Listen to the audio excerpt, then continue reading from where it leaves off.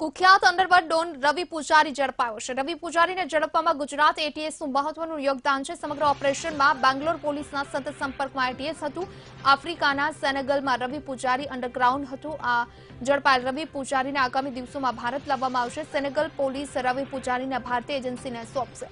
Gujarat crime branch પણ રવિ પૂજારીની custody મેળવશે। Crime બ્રાન્ચમાં રવિ પૂજારી સામે અનેક ગુના નોંધાયા છે।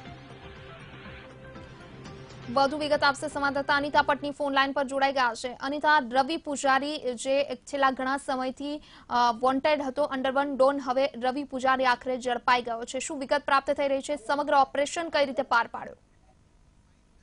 જી, ખાસ તો મનીષા, જે પ્રકારે કુખ્યાત અંડરવર્લ્ડ ડોન રવિ પૂજારીને હાલ તો પોલીસને પકડવામાં સફળતા મળી છે, તેમાં સૌથી મોટું યોગદાન એટીએસનું છે।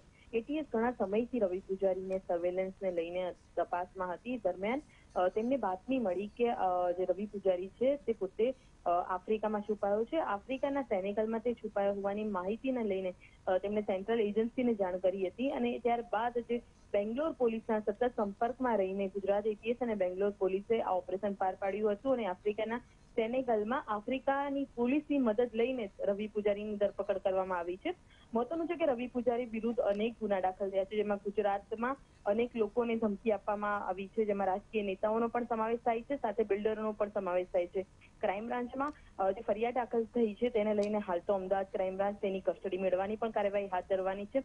સાથે એટીએસની એક મોટી સફળતા છે કે જે અંડરવર્લ્ડ ડોન જે છે રવિ પૂજારી, તેને પકડવામાં તેમને સફળતા મળી છે। સાથે જે રવિ પૂજારી અને દાઉદ સાથેના જે સંબંધો છે તે પણ તપાસમાં સામે આવ્યું છે, જેથી સેન્ટ્રલ એજન્સીઓ હાલ તો રવિ પૂજારીની ઉલટ તપાસ કરી રહી છે।